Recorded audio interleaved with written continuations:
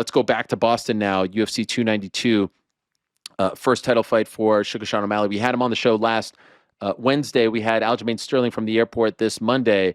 I wanted to check back in with Sugar Sean O'Malley's head coach, Tim Welch, who has been on the show before. We had him right when this fight was announced, and it was a great chat. I enjoyed it very much, and so I wanted to check in with him. He's doing 1,000 things over there in Boston. He's got the Red Hawk recap. He's got the Suga and Timbo show. He's got the Patreon. He's got the YouTube channel. He's got the vlogs. He's kind enough to carve out some time for us here on the program on this Wednesday. There he is. Tim Welch is here.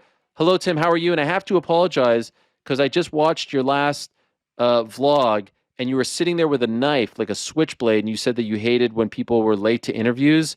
And here I am a few minutes late to our interview. It's because we got a little backed up. It was a live show, and I tried my best to give you an exact time, but I kept thinking about you and the knife, saying that you hated when people were late to interviews. So here I am saying sorry to you.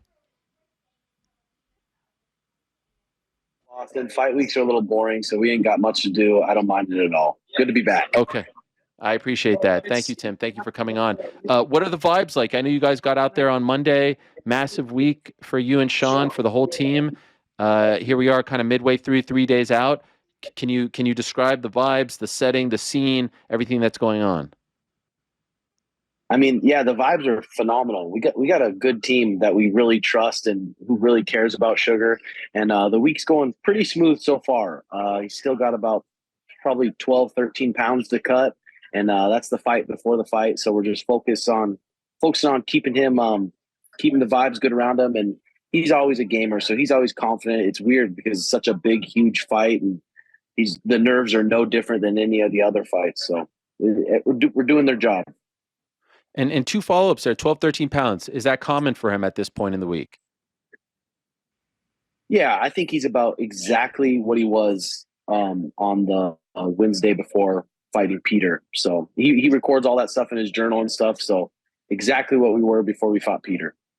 Okay. And you mentioned the nerves. Nothing different, no feelings, like nothing off, no anxiety, no, I don't know, tension, nothing different considering how much bigger this fight is?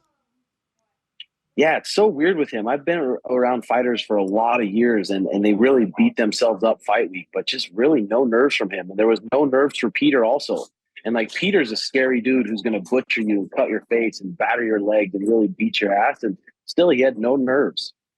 He's one of the best performers I've ever met. When the lights turn on, you're going to see the same Sugar. Which fight concerned you more? Which opponent, which matchup concerned you more, Jan or Aljo? Aljo for sure.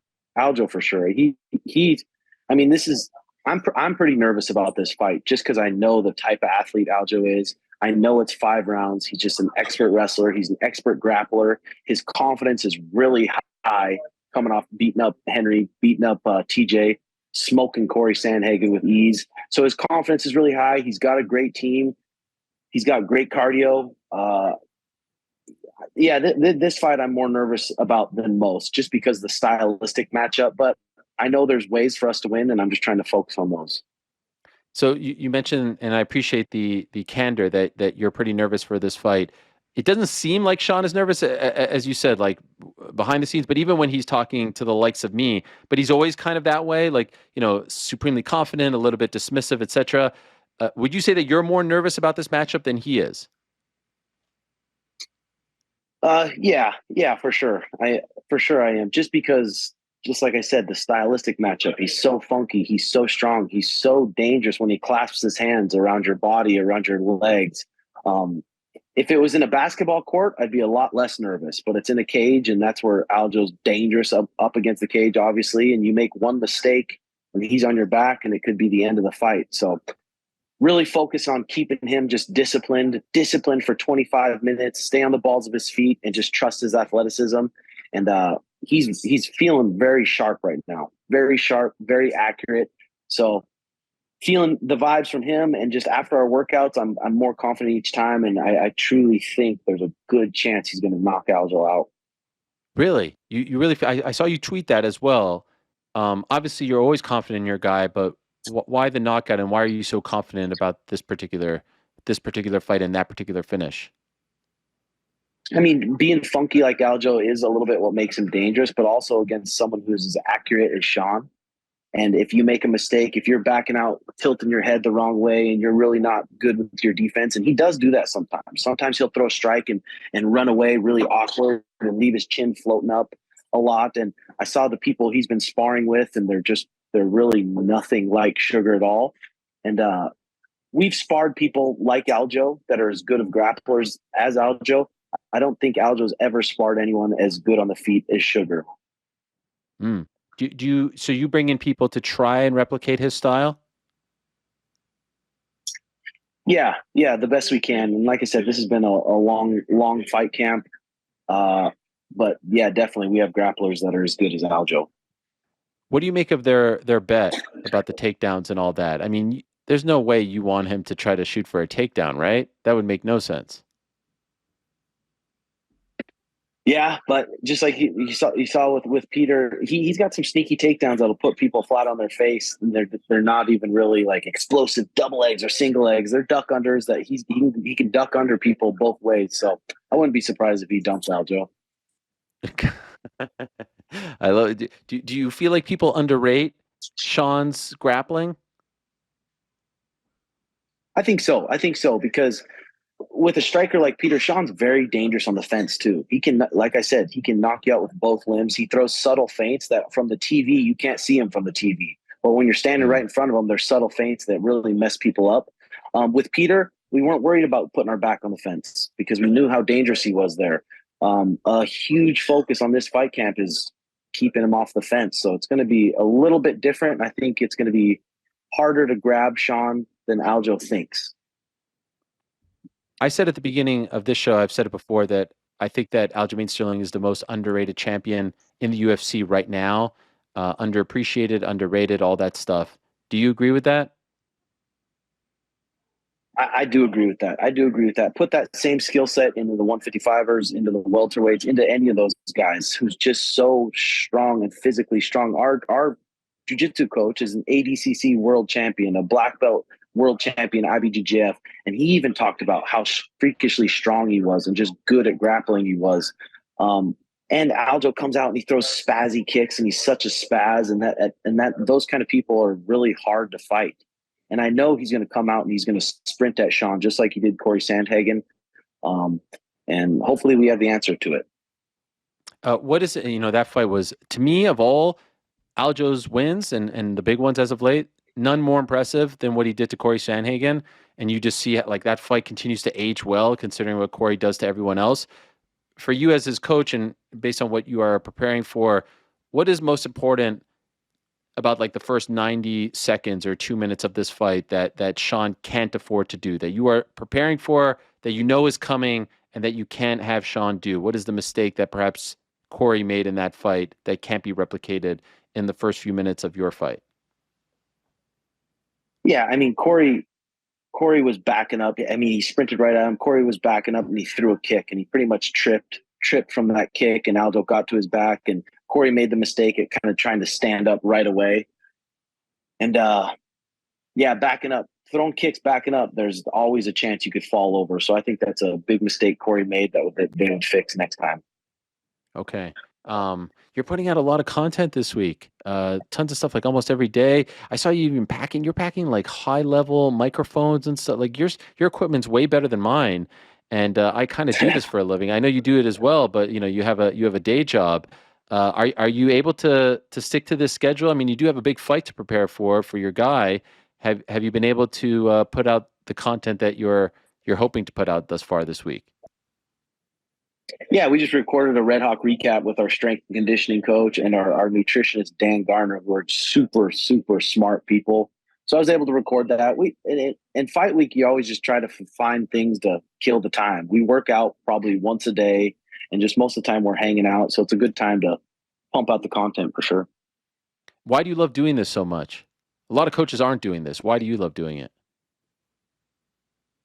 Mainly, I like doing my podcast because it helps a lot of people. I feel like I live a pretty happy life, like a truly happy life. And I think a lot of the younger kids these days don't know how to live a happy life. They're filled with anxiety and filled with all this stuff, and they don't have like real guidance from anyone because their teachers aren't going to guide them a certain way. So I think learning the stuff that I've learned from my coaches and the books that I've read and the things that I've learned and just giving them back to the younger folks, I enjoy doing that. Could I ask, like, what are one or two keys to living a happy life? What comes to mind off the bat when I ask you that question that you must be doing every single day?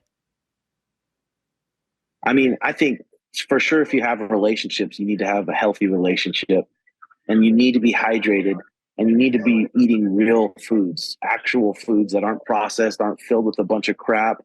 Um, and just doing your best at sleeping good, having a good night's sleep, trying to do your best at making your relationships good and actually taking care of your body. I think if you do those things, you're going to live a happier life than most.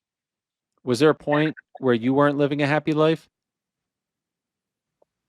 All through my fighting career was pretty stressful. I was always worried about what's next. Fight weeks, the fight camps were always really stressful because I know I needed to win. I needed the money for the win bonus, and I needed to keep improving. That's one thing I admire about Sean is he just doesn't even worry about any of that, and none of that stuff phases him. A lot of people beat themselves up so bad during fight week, and even in the locker room. And I think it has a lot to do with the veterans like Cowboy Cerrone or Jamie Varn or Joe Riggs, those guys that have been in fights and bad things have happened in those fights. I think it makes it harder to just have no emotions the next time around. So once Sean does go through adversity, we'll see how he is again those fight weeks. But those times in my life were a little bit stressful. Fighting for money, being broke, always worried about the next fight.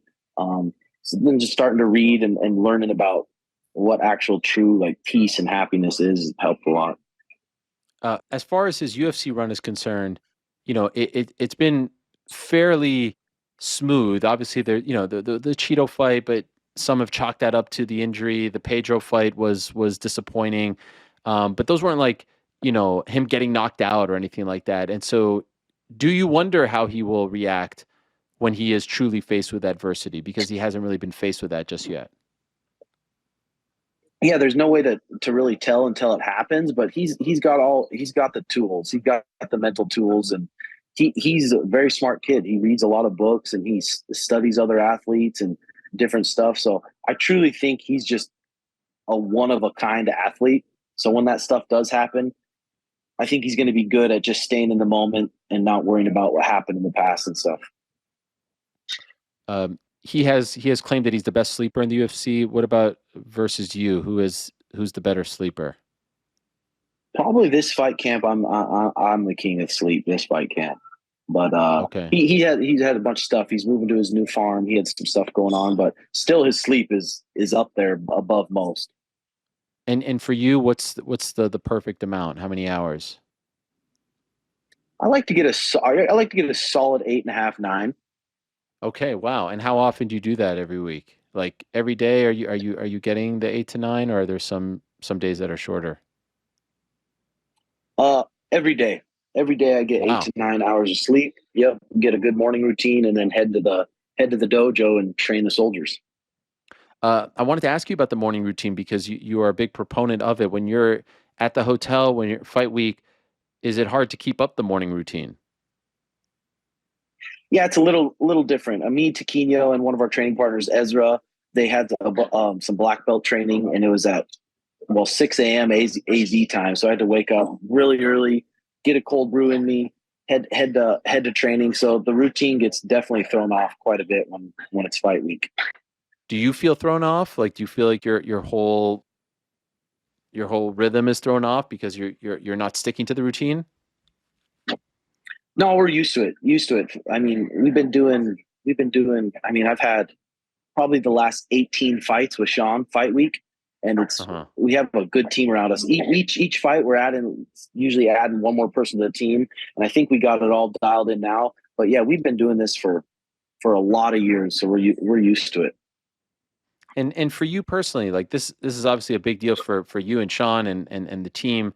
But you're going up, you're the head coach and you're going up against one of the legendary coaches in this game, Ray Longo and Matt Serra, one of the legendary teams in this game, and you're relatively young to be a head coach, right? And so does this feel like a moment for you as well? I know you don't want to make it about yourself. It's about Sean, but this is a massive spotlight on you as well. Do you think about that sort of thing and what it would be like to beat a team like that on a stage like this with these kinds of stakes? Not really. I don't think about it that much. I just think about it just the same stuff we've been doing. It's Sean versus Aljo. I don't think about all the other stuff. I know he does have a good team though, and he has a bunch of smart coaches that have been in world title fights before that are great grapplers that have like Chris Weidman versus Anderson Silva. Just so many. And I mean, it's an honor to coach against those guys, and we'll make it that much sweeter if we can knock out Aljo cold. Do you believe this is his last fight at 135?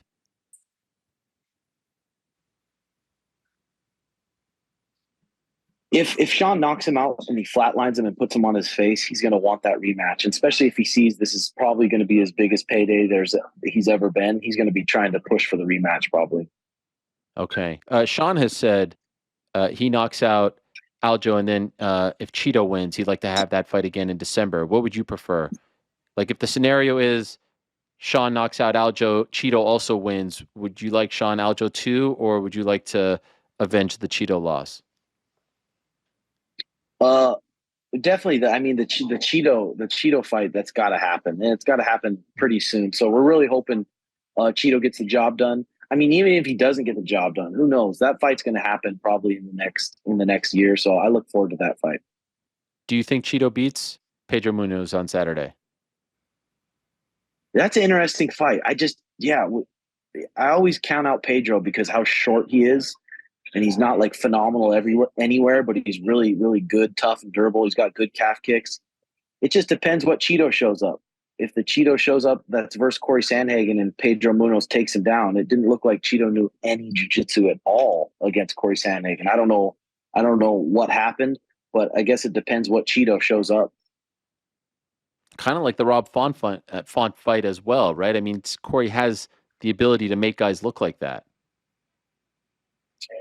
Yeah, and I think Rob Font expected a striking match, and he didn't expect Corey to take him down early on and wear on his frames. And it's a 5-round fight, and anyone who's ever been in a fight knows how tiring one little grappling scramble can make you. So it's smart of Corey to take him down early on. I don't know if he was doing that because he tore his tricep, but that was a good game plan by Corey.